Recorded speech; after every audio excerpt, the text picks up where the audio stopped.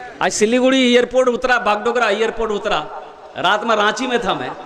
सुबह 8:40 की फ्लाइट पकड़ के कलकत्ता पहुंचा। कलकत्ता से 11:40 की फ्लाइट पकड़ के बागडोगरा उतरा तो देखा एक जगह काफ़ी भीड़ थी। हो एक मोटरसाइकिल पे 3 नौजवान आ रहा था और इतना खूबसूरत सब नौजवान था। तो गाड़ी रुक गई, भीड़ थी, जाम लग गया था। तो पता ये चला कि एक्सीडेंट हुआ है।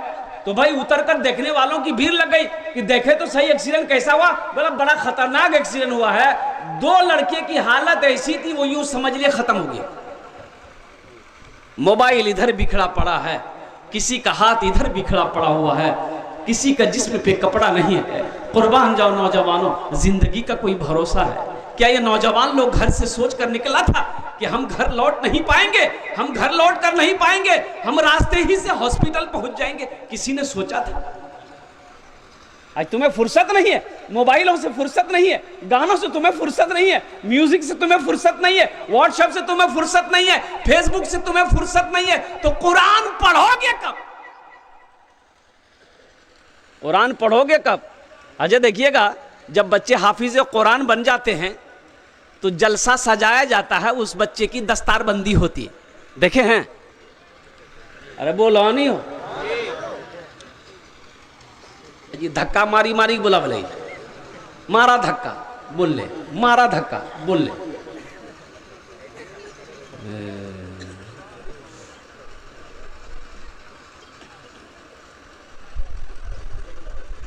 लड़का गया ससुराल, सास पूछल कि मैं अच्छा हूं, ठीक, कुछ नहीं बोला। मेरी बेटी है, ठीक, कुछ नहीं बोला। खाना खा लिया, कुछ नहीं बोला। तो उसकी सास समझी कि शायद दामाद बौकाज, ये लड़का बौकाज। एगो समधीन फोन करके कि समधीन इकर बेटा बौकाजी की? बोले नहीं, हमार बेटा तो फरवर छी। बोली कहाँ कुछ बोली? पूछ ले, कुछ नहीं बोली। लड़का मेहमानी खा के घर आ गया। उसकी माँ बोली तुमने मेरी नाक कटवा दी। सास पूछल को करे नहीं बोला, बोली हमरा लाई लगे। तो माँ बोली कुछ बोलता, हाँ बोलता या ना बोलता, कुछ तो बोलता। बोले ठीक है, जब की बार जे वो नहीं बोलबो। दोबारा जब ससुराल गया तो इसकी सास पूछी मैं अच्छा ठीक? बोली हाँ। बोला हमार बेटी छे ठीक ना? तो घबरा गेली कि हमार बेटी की बोली डॉक्टर को देखेलक? हाँ। दवाई दिलेलक? ना। हाथ धैला? हाँ। खाना खेला? ना। कुछ हमू बोलो, कुछ तो हो बोलो, खाली हमें बोलो। हमें व्हाट्सएप से फुर्सत नहीं है, फेसबुक से फुर्सत नहीं है। कुरान पढ़ेगा कौन? कुरान पढ़ेगा कौन?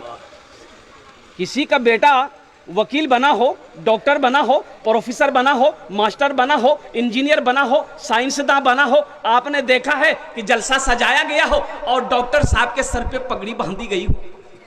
देखे हैं? वकील साहब के सर पे, अब प्रोफेसर साहब के साथ में नहीं देखे होंगे। लेकिन एक हाफिज कुरान के सर पे पगड़ी बांधी जाती है, एक आलिम दिन के सर पे पगड़ी बांधी जाती है। आखिर इसकी वजह क्या है? तो पता ये चला कि एक ठेला चलाने वाले का बच्चा, एक ठेला चलाने वाले की बेटी हजरत कारी हसन साहब के मदरसे में पढ़ती है। एक बच्चा मदरसे में पढ़ता है, बाबू उसका डगरवा चौक में ठेला चलाता है। हाफिज कुरान हो गया, हजारों लोगों को जमा किया गया, जलसा सजाया गया, अल्लाह के वलियों के हाथों से उसके सर पे पगड़ी बांधी गई। इसकी वजह क्या है? तो पता ये चला, कुरान ये पैगाम देता है, कुरान का ये मैसेज है कि लोगों सुनो, जो मुझसे मोहब्बत करता है, जो मुझे सीने में उतार लेता है, जो मुझे तिलावत करता है, हम उसको जमीन से उठाकर आसमान की बुलंदी पे पहुंचा देते हैं। बात समझ में आ रही है? सहरा में, जंगलों में, बयाबान में पढ़ो, सहरा में, जंगलों में, बयाबान में पढ़ो। मीनार गिर पड़े हैं तो मैदान में पढ़ो, मीनार गिर पड़े हैं तो मैदान में पढ़ो। ये बेखबर नजूमी तुम्हें क्या बताएंगे, कल होने वाला क्या है ये कुरान में पढ़ो, कल होने वाला क्या है ये कुरान में पढ़ो। कुरान की एक हर्फ की तिलावत करेंगे अल्लाह 10 नेकी अता फरमाएगा, 2 हर्फ की तिलावत करेंगे 20 नेकी, 3 हर्फ की तिलावत करेंगे 30 नेकी। अलिफ लाम मीम, ये 3 हर्फ हुए आपके नामा अमाल में, मेरा अल्लाह मेरा रब 30 नेकी अता फरमाए। तो इंशाल्लाह पढ़ेंगे, अपने बच्चों को कुरान पढ़ाएंगे, अपनी बेटियों को कुरान पढ़ाएंगे। हम तो कहते कम से कम अपने बच्चे को, मौलाना वली रहमतुल्लाह अलैह खान का मुगैर उड़ीसा में एक जलसे में थे, 4 साल 5 साल पहले की बात है, 50,000 का मजमा था। आपने तमाम लोगों से खिताब किया था कि उड़ीसा के गैर मुसलमानों, हर घर में कम से कम एक हाफिज़ कुरान होना चाहिए, हर घर में कम से कम एक हाफिज़ कुरान होना चाहिए। अरे जन्नत में ले जाने वाला कोई ना कोई तो होना चाहिए, जन्नत में ले जाने वाला कोई ना कोई तो होना चाहिए ना। वो मेरा अल्लाह करीम है, वो मेरा अल्लाह रहीम है, अपने बंदों से कितनी मोहब्बत करता है।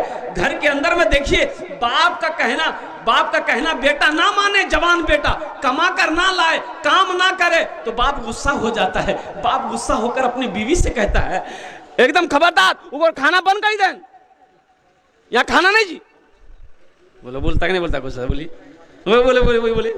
लेकिन माँ छुपा कर बेटी को खाना खिलाती है। बाप के सामने बेटा आना नहीं चाहता है, बाप नहीं चाहता है कि ये लड़का क्या कहते हैं हम इसको खाना खिलाएं, हम इसको कपड़ा पहनाएं। लेकिन कुर्बान जाइए मेरे बच्चों, मेरे नौजवानों, कुर्बान जाओ। हम गुनाह पे गुनाह किए जाते हैं। क्या मेरा अल्लाह ने कभी खाना बंद किया? अरे भाई बोलो, बाप बंद किया? मेरे अल्लाह ने कभी लिबास बंद किया? कभी मीठी नींद से महरूम किया? अल्लाह क्या अपनी नेमतों से महरूम किया? कभी हम गुनाह पे गुनाह किए जा रहे हैं, वो रहमतों पे रहमतों का नुज़ूल किए जा रहा है। ये मेरे रब की शान है। इसलिए आओ मेरे बच्चों, रब के सामने अपने सारे साबिका गुनाहों से, पिछले गुनाहों से तौबा करो। इंशाल्लाह तौबा करेंगे भाई, तौबा करेंगे इंशाल्लाह। तो बोलो अल्लाह मेरी तौबा, अल्लाह मेरी तौबा, अल्लाह मेरी तौबा। अल्लाह के रसूल सल्लल्लाहु अलैहि वसल्लम इरशाद फरमाते हैं कि एटई को था 3 बार जो पढ़ लेगा, जो बोल लेगा, अल्लाह उसके पिछले गुनाहों को माफ़ कर देगा, अल्लाह उसके गुनाहों को धो देगा। इसलिए मेरे नौजवानों, अल्लाह से जुड़ो, अल्लाह की मोहब्बत को अपने दिलों के अंदर में बसाओ, अल्लाह के रसूल की मोहब्बत को अपने दिलों के अंदर में बसाओ। इसलिए कि ज़िंदगी बहुत छोटी है, मौत करीब है। मौत, अरे बोलो ना।